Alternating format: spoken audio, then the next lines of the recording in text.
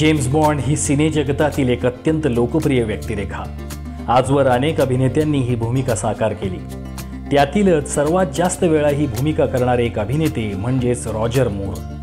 त्यांचा जन्म 14 ऑक्टोबर 1927 रोजी लंडन येथे झाला।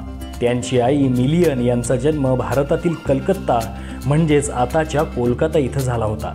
त्यांचे वडील अल्फ्रेड हे पोलीस विभागात होते। Royal academy of dramatic arts इथून त्यांनी अभिनयाचं प्रशिक्षण घेतलं। त्यांनी सिनेमाच्या आकर्षणापायी एका ॲनिमेशन स्टुडिओमध्ये काम सुरू केलं, मात्र त्यांच्या एका चुकीमुळे त्यांना काढून टाकलं गेलं। पुढे त्यांनी अनेक सिनेमात ज्युनियर आर्टिस्ट म्हणून काम केलं। मधल्या काळात त्यांनी ब्रिटिश आर्मीही जॉईन केली। 50च्या दशकात त्यांनी काही काळ प्रिंट मॉडेलिंगही केली। 1954 मध्ये ते अमेरिकेत गेले। MGM स्टुडिओसोबत त्यांनी 7 वर्षांचा करार केला आणि त्यांच्या अनेक सिनेमांमध्ये लहान मोठ्या भूमिका केल्या, पण यातून त्यांच्या हातात फार काही आलं नाही। फ्रीलान्सिंग करत त्यांनी आणखी काही सिनेमे केले, पण तरीही त्यांना म्हणावी तशी ओळख मिळाली नाही। 1958 हे वर्ष त्यांच्या आयुष्याला कलाटणी देणारं ठरलं। इव्हॅनहो या मालिकेत त्यांना नायकाची भूमिका मिळाली, जी अतिशय प्रसिद्ध झाली। द मिरॅकल या 1959च्या सिनेमात त्यांची प्रमुख भूमिका होती, मात्र हा सिनेमा बॉक्स ऑफिसवर आपटला। द अलास्कन्स ही त्यांची सिरीज चर्चेत राहिली। मॅव्हेरिक सिरीजमधील त्यांचं पात्र गाजलं। ही सिरीजही चांगलीच गाजली आणि त्यांच्या पात्राला लोकप्रियता मिळाली। द सेंट ही सिरीज यशस्वी ठरली आणि रॉजर मूर हे नाव इंग्लंड अमेरिकेच्या घराघरात पोहोचलं। The man who haunted himself या सिनेमात त्यांनी आव्हानात्मक भूमिका केली आणि स्वतःला एक उत्तम अभिनेता म्हणून सिद्ध केलं। द पर्च्युएडर्स या मालिकेनं त्यांना आंतरराष्ट्रीय स्तरावर ओळख मिळवून दिली। त्यांच्या कारकिर्दीत बऱ्याच वर्षांपासून ते जेम्स बॉन्ड म्हणून निवडले जातील असं ठिकठिकाणी लिहून यायचं, मात्र ती वेळ आली लिव्ह अँड लेट डाय या 1973च्या सिनेमापासून। हा बॉन्ड सिरीजमधील 8वा सिनेमा होता। सिनेमा बॉक्स ऑफिसवर गाजला आणि रॉजर मूर जेम्स बॉन्ड म्हणून प्रेक्षकांना भावले। The man with the golden gun हा त्यांचा पुढचा बॉन्डपटही बॉक्स ऑफिसवर हिट झाला।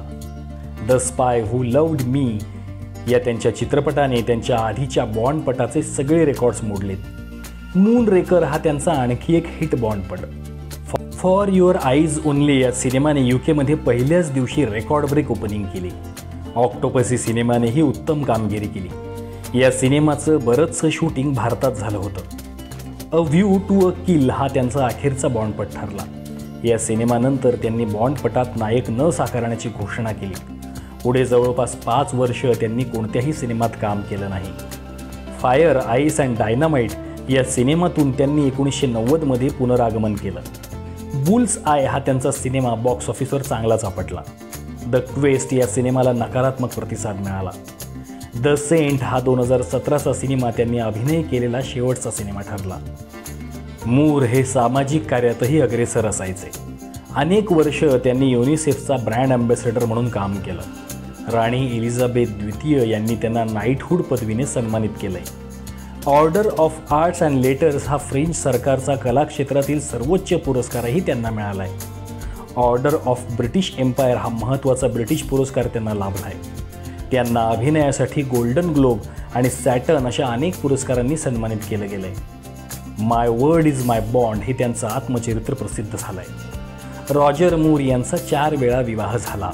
त्यांना एकूण 3 मुलं झालीत। लहानपणापासून मूर यांना सतत वेगवेगळ्या आजारांनी त्रास दिला।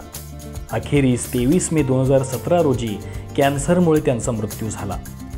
आजही जगभर चाहते असलेल्या या जेम्स बॉन्डचा आज जन्मदिन।